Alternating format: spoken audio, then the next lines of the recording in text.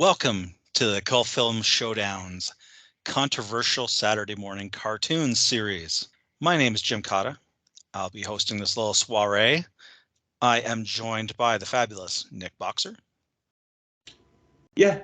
I can say I'm thankless. Thank you very much.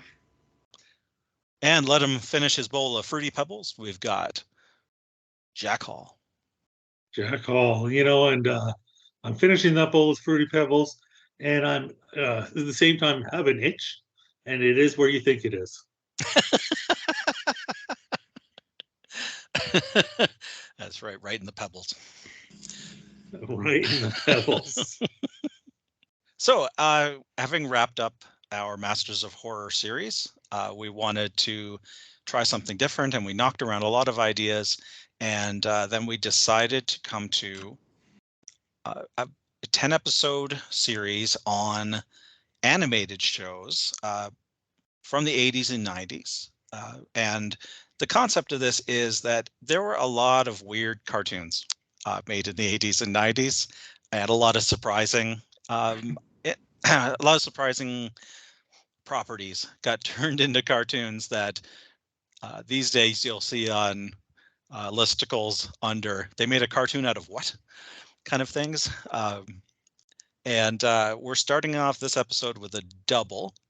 Jack, why don't you tell us what our first Saturday morning cartoons are?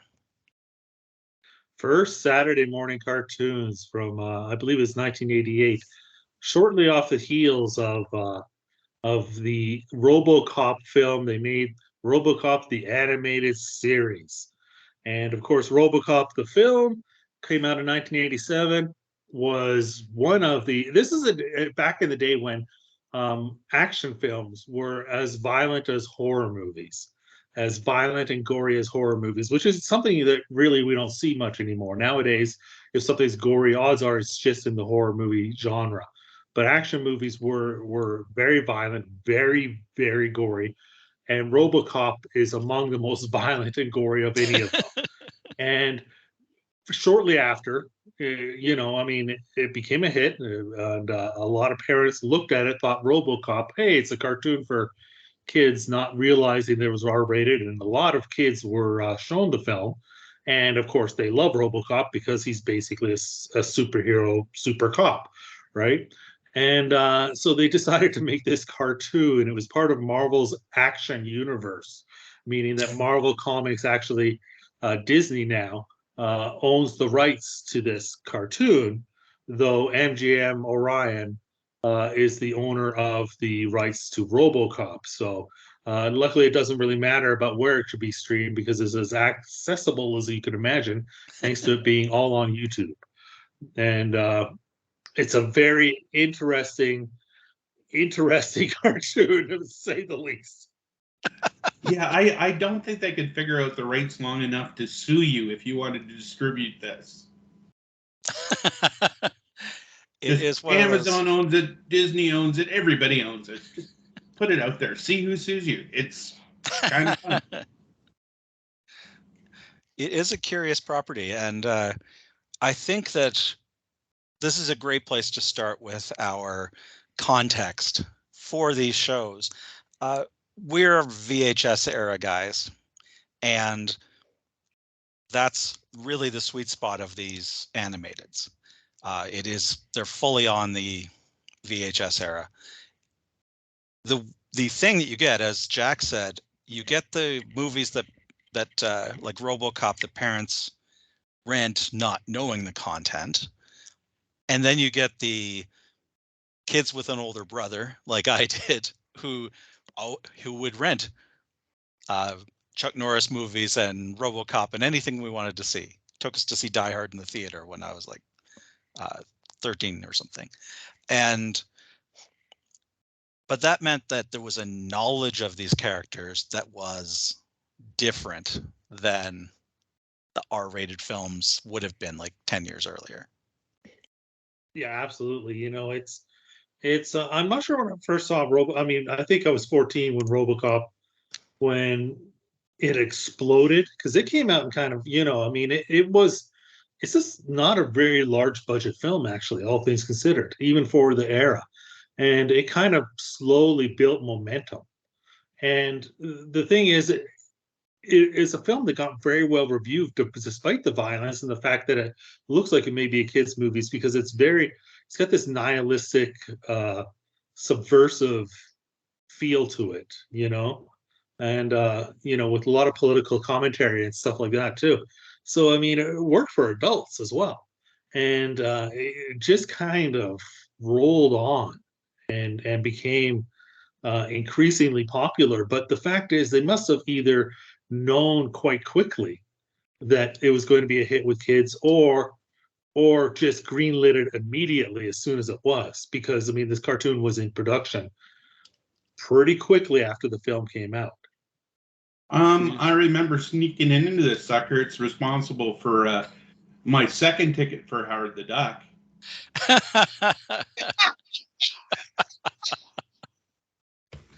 Man, I wish I kept those ticket stubs.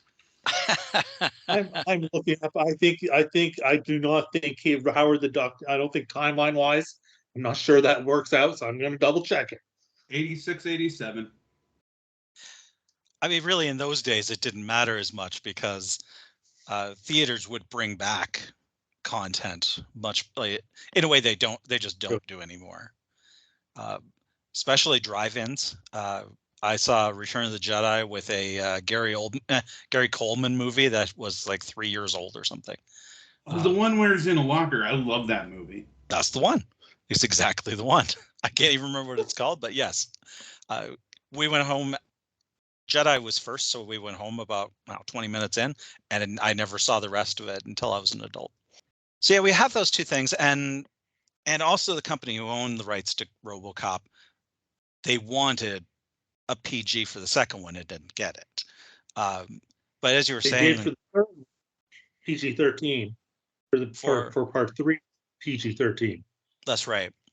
And it's I have a bit in the back of my head that that's one of the reasons Weller left, was that they were it wasn't what he signed up for, because the original RoboCop, it was very political. It was also a parody of that type of violence in film.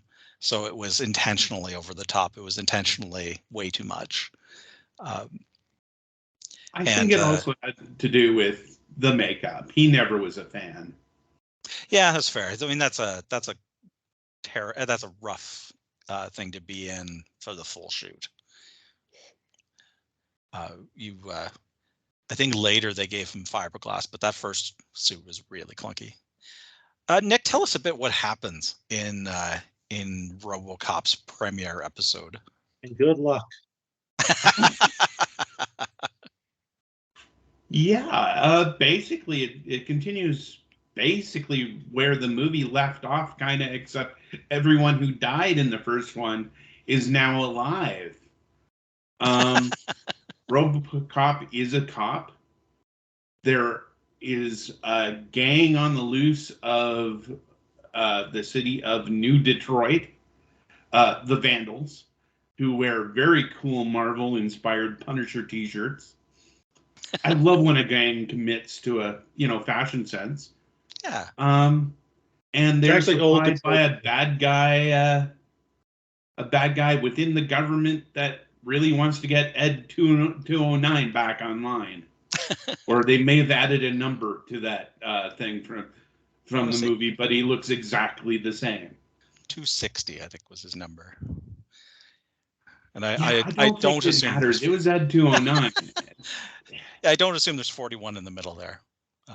And the bad guy scheme seems to be supplying street gangs with jet cars to force the police to abandon the RoboCop program. Well, on a whole, it doesn't have mastermind written all over it, from my way of thinking. No, it does not. The idea is if the RoboCop is failing because the violence and the crime level is so high that he can't control it, they'll have to take him offline and put the Ed 260 online. And that.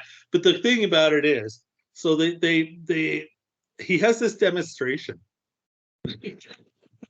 of Ed 260 where he's like, oh, I've just set it up so he can control the crossing of a bridge or something like that. Just like everyday just traffic cop, basically. And one guy does a U-turn, so he decides to shoot it. And then everybody else is starting to panic, and the cars are stopped. And he's like, "You're illegally stopped parking now." And he starts just shooting everything. and of course, RoboCop shows up and calms the situation down. And this megalomaniacal whatever scientist, instead of going, boy, my robot sure screwed up shooting at people for making a U-turn. Instead, he goes, well, it was RoboCop's fault for being competent. So, I'm tired of him embarrassing me. I got to get rid of him. And I'm like, you take a little responsibility for your own actions here. Like, it's way over the top. I love that that's just where he goes to, though. Like, he just immediately, that it would have been fine had RoboCop just stayed out of it. I almost had it. Shooting all these vehicles, there's explosions everywhere. Fine, except for RoboCop showing up. Oh, it's gold. And that's the thing is, this thing is, I think that they did a pretty good job of maintaining kind of the bleak atmosphere of the movie and everything like that. And I think it's quite a violent cartoon still, no question about it. But it's like, it is just so over, like it just throws things at you at like 200 miles an hour, assuming you've seen the movie so you can follow some of the plot. And if you haven't seen the movie, good luck. Actually, I think that was sort of the problem with this. It was way too loyal. I got really confused and went into a panic before this. I didn't end up watching this one till early this morning. And I all of a sudden, because I had watched a couple toy commercials just to, get myself hyped up for this cinematic experience I was expecting. And the toy line to this cartoon was RoboCop and I think it was Cyber Police?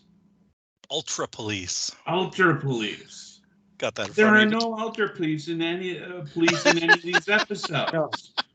No, there is not. No, it's something. And the toy line also included characters that aren't in the cartoon but are in the movie. But all the bad guys also have the Vandals t-shirts in the toy line. So I was sort of thinking there may be another cartoon, a third cartoon to go find. No, I think these are, I'm just looking at the image myself. I'll put this up with the show notes. I think those are the Chainsaw and Nitro. Those were Vandals in the show, weren't they? Dr. McNamara. Yeah. McNamara is the ongoing bad guy in the series because he's the guy that built the Ed 260. I was more concerned about the new good guys. Well, Ann Lewis is in there. Sergeant, I don't remember who Sergeant Reed was if he was introduced in this first one. It's hard to tell who the goodies and the baddies are on this page. There are a bunch of other characters, you're right, and I don't know when those come into play. Maybe it was planned for season 2. I mean, it only did 12 episodes. And so that's possible. It was planned for further down the line. I mean, that's one of the things about if you're tying in a cartoon to a toy line, the need to constantly come up with new characters so that you can sell more toys is, prevalent, right? So it's one of the things that really struck me about this thing is the voice acting, though, because like more than most, 80s voice acting is in these Saturday morning cartoons is always very cartoonish for a better voice, but this one is over the top. Every character, like they could ask a character, "Do you know what time it is?" and the character would answer, "It's 9:20," for no reason at all. Like every character's cartoon voice was really, really over the top and really hit me as being unnecessary. I mean, I think it worked better than Alpha Command for that exact reason. It wasn't boring. I quite enjoyed the series. As I said, it was the one I watched last, and I was really kind of expecting it to be the worst of the bunch because it had such a low number of episodes. It was canceled first, and I thought it would be a quality issue. But in a lot of ways, it was much superior to Alpha Command in my estimation of things. Plus, I mean, it did get a couple bonus points because the toy line did have cap firing action. That's amazing. Oh, that's amazing. I do have a vague memory of that RoboCop. I might have had the RoboCop from that line, or maybe my brother did. That Ed 260. Oh God, I can't imagine what that goes for on eBay now, but that's a thing to put on your desk at work. That's amazing. According to all my YouTube reviews that I looked up, they don't use modern caps. They're supposedly caps of that era were a little thicker. Yeah. So you'd have to also find a source of vintage caps. So it would have been the paper ones, was it? Yeah, it was the paper ones, which I have still found. You're almost there to put your. How many Ultra Plates have you ordered since this morning? Yeah, I decided I was skipping them. The detail just wasn't there. All right, do we have anything else to say about this one? I did want to ask you guys whether you thought the Punisher T-shirts on the Vandals, the bad guys in this gang, do you think that was on purpose, or just a coincidence that Marvel Productions was? I didn't notice, to be honest with you. I didn't notice at all. I mean, I saw the resemblance, but I mean, to me, Marvel would have been the opposite of wanting that, because it was Marvel Productions making the show, so. Well, so I mean, if they thought it was too much, if it looked too much like Punisher, but because at that point they were transitioning Punisher into like an anti-hero character. Yeah, no, I just thought it was whether they were going for some sort of subliminal thing to get this symbol into kids' heads before, because that's the same year as Circle of Blood, the revamp of Punisher. I just thought. Yeah. Well, it's funny because looking at the toy, there is like only one of them has that. Maybe two of them have that skull symbol on their shirt, but the one in the cartoon looks less like that. Because it has like jagged lines or something through it, right? Mm-hmm. The skull has more of a heart shape and a crack going down the middle. But I mean, it does have the teeth coming down. It was similar anyway. I just thought it was kind of curious that you have this convergence from Marvel at that time. We were maybe just. It could be intentional, and it could be that just everyone was really into skulls in the mid '80s. That was how you said scary. All right, well, this was interesting. I'd be interested to see more of this one because it was quite a bit of fun. And it had that G.I. Joe animated tone to it, with lots and lots of lasers, colored lasers. That could stun a person or explode a car, depending on what it hit. And I appreciated the addition of the one red eye in the middle of RoboCop's head. It gave new credits to my RoboCop kit, Battlestar Galactica cinematic universe theory. Yeah, they added that in for no reason other than that it looked it looked really stupid, but I kind of dug it. Yeah, that's not in the movies. I do wonder, at the very beginning, there's a gang of 4 that attack some place, and they set a bomb, and then RoboCop comes through, and then later RoboCop gets blamed for the fact they wouldn't have set a bomb if RoboCop hadn't come through, but it was already set, and and he walks out with 3 members of the gang. There was one member he shot. I was trying to figure out whether or not that means that this 4th member was actually killed. Am I reading too much into this? Do you think they just continuity-wise forgot how many characters they had? That I think could be A, could be B. It could be that they were trying to slip through that he still killed people, but like you'd have to read into it. Yeah, I think you're giving way too much credit to the animators of the. They were lucky to keep track of any of the animations they were reusing and not. The numbers of a gang, they don't matter in this era. Do we have who did the production of? It was Marvel Productions that did the series itself, was it? Like there was no outside animation. Yeah. The 13th episode is actually X-Men. Pride of the X-Men, the pilot. They did, yeah. They used the 13th episode. They used the money instead of to make an episode to make a pilot for X-Men. That's amazing. It is amazing when you think about it. Oh, there's only 12 episodes, but there were 13 that they produced. But yeah, right. Yeah, truly amazing. Let's move on to Alpha Commando. All right, so having done 12 episodes of RoboCop in 1988, in 1998, the powers that be said, "You know, it would be an interesting idea, a RoboCop animated series and a bunch of toys." Jack, tell us a bit about this one, Alpha Commando. Yeah, as you say, it came out in 98, 99. It lasted 40 episodes. It's very different take on RoboCop, I think it's fair to say. It doesn't follow the movies. It doesn't follow, at this point, the syndicated live action series that had been on television. It's its own thing, for good or for bad.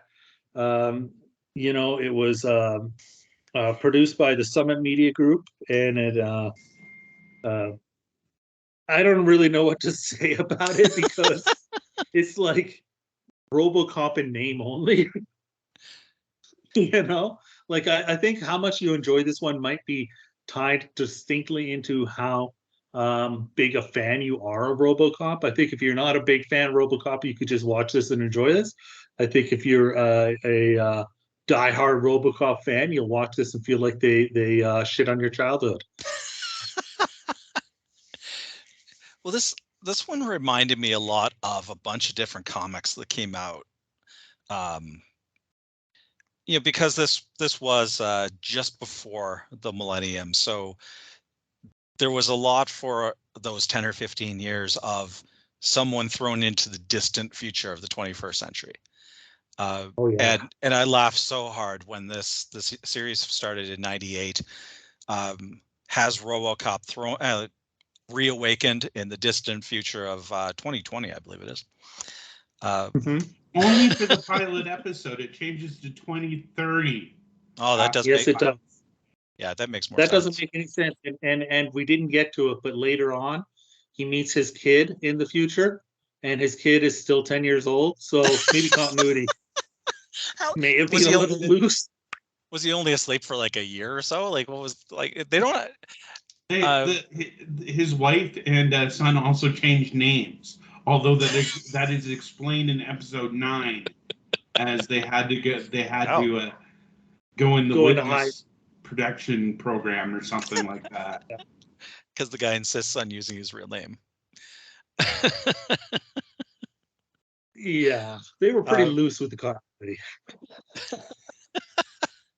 Actually, sorry, you know what? Let's let Nick tell everybody what happens in this one, because this one is part 1 of 3.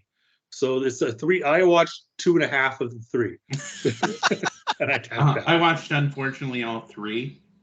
I was really excited for this. I was going to watch them before this was even mentioned, and they were in my queue. And anime-inspired RoboCop. It was looking good. I was excited. So what happens in this one is, yeah, we are in the far future of 2020 or 2030, depending on which episode we're watching.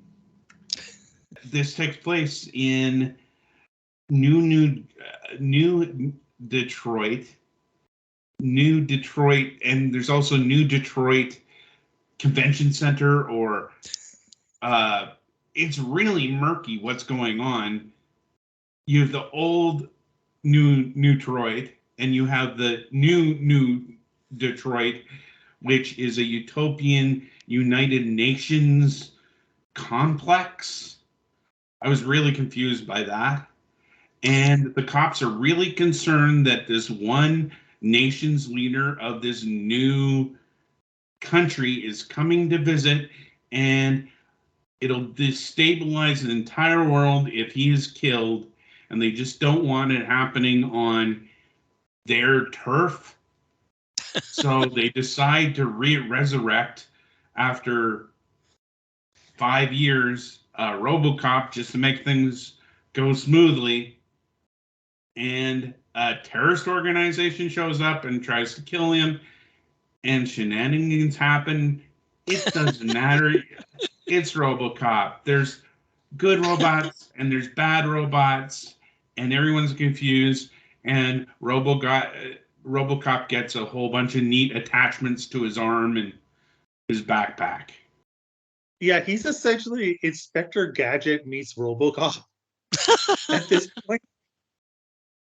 Like he's got I mean, again, later on you see it, but from what I understand, he's got like rollerblades on his boots, and popping out of his boots, and like this like glue that he can shoot, and nets he can shoot, and all sorts of stuff out of his arms, and like, yeah, he's not.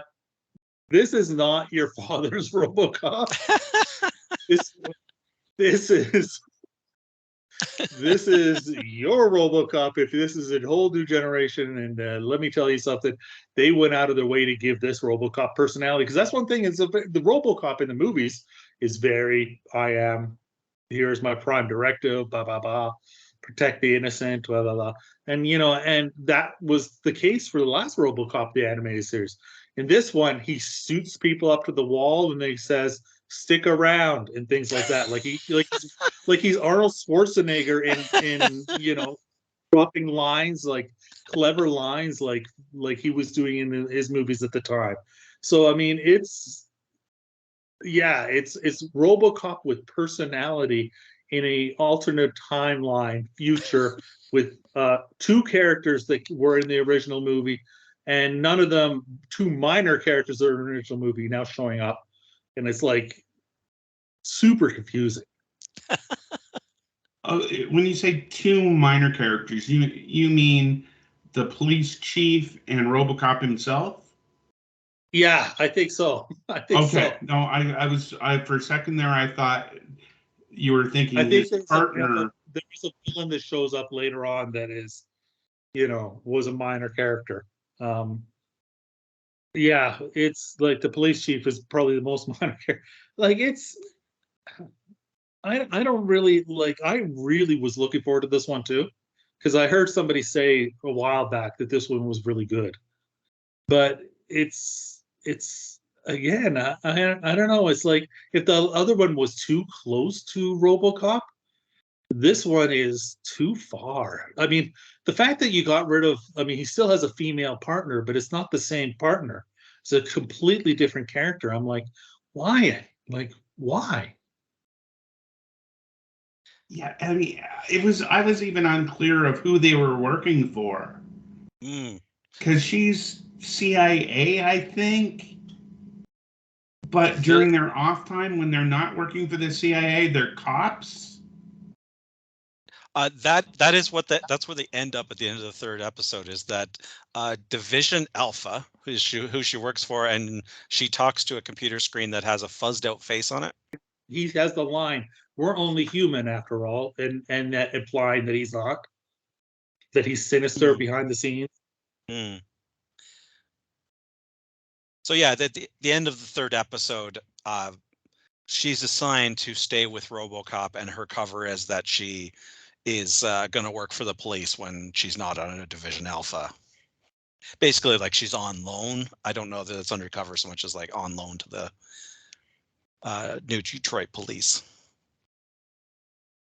Yeah, because he's called. Don't they make the reference? He's RoboCop, not RoboFed. Or something like that. Yeah, that was a good line, RoboFed. Yeah, I mean it moves. It's got lots of action, but it's just they could have created any generic character, and the fact they threw in RoboCop to do it is, I guess that's for the name recognition. All right, well, I guess both of these RoboCops we found on YouTube, and I think the whole Alpha Command, the whole series is there. I'm not sure about the I believe first. it's both Both are there, the full series. Nice. So yeah, give these a look. Quite a few of the series we'll be doing are on YouTube. A couple of them are available on Tubi. There was only one we had to dig a little deeper for. So hopefully people will be able to watch ahead as they listen to these episodes. I will say Alpha Command, I did find a legitimate source on Roku TV, if that helps. I'm sure it helps someone, yeah. We have to recommend Alpha Commando in order to be able to do that. You know, it's 40 and episodes, though. Yeah, still a day's watching. I don't know if I'd recommend it to be. I the first one I think is a curiosity to check out. The second one I don't think I'd recommend. I am curious, how much does this make you want to, like, when's the last time you guys watched the RoboCop film series, and how much does this make you want to go back and watch them again? It hasn't been that long for me, actually, because they all showed up on Tubi. They kind of come and go from Tubi. So I watched the 3, but I've never watched the TV show. And the third one it's terrible. Awful. Yeah. I think the second one is also awful. So second one is fun, awful though. Third one is just awful. At least the second one's still Peter Weller. Like it's still got that. Like I always loved Peter Weller, and because of this, really, like this is the movie I know Peter Weller from as a kid. And Leviathan came out. I'm like, hey, that's the guy that plays RoboCop. So yeah, it hasn't been that long for me. And Jack, how long for you? Well, it's been about a dozen years since I've watched them. And again, I'm kind of like Alpha Commando. I watched the first 2 and made it halfway through the part 3. I'm really curious to go back and watch the first 2 again. I don't know. I could subject myself to watching part 3, but I'm very likely to go and watch the first couple RoboCops again. I'm not likely to watch RoboCop 2014 because that just disappointed. There's a Canadian one, and then there's an American one, and then there's something called Prime Directive, which I think is just a series of made-for-TV movies. That sounds right. I'm not anxious to go and watch any of those. I'll just watch the first 2 films, but I likely will watch them. How long it is time for him to cross over with somebody, though, because as I said, I am all in on this Knight Rider RoboCop Battlestar Galactica crossover. So, well, the Terminator RoboCop, I mean that road itself, as far as the comic book is concerned. Oh yeah, I'd like to see it move. Yeah, it's funny. The RoboCop movie takes place in 2043, and I don't know what reason you would backtrack a date from the future. Because I think they hadn't seen the movies. I'm pretty sure the Commandos, they hadn't seen the movies. They just knew the character from Reputation. It does seem. It seems more toy heavy. Nick, do you have anything about the toys you can tell us? For a Prime Directive, no. Actually, from what I can see, most of the toys were his rejuvenation chamber gimmicks. Oh, okay. I can find none of the bad guys, the DARC terrorist group. Which I thought is just kind of weird. Like, I mean, you have got a character that has, detachable wings now, and I don't know, Gatling gun arms, and they don't seem to have that many toys for it. For 40 episodes, it was planned for a long enough run. There should have been more toys from what I can see. Yeah, and they're bad toys. They all have like like really weird pants. Like RoboCop should not have blue lower body. Yeah, he's like a more of a metallic blue than he is silver on. Well, the one I'm looking at is only a test. So, oh, it was a talking RoboCop. How about that? That's when you got all those clever lines, like that those Arnold Schwarzenegger inspired lines, you don't want to miss out on an opportunity to put those out there. That's for damn sure.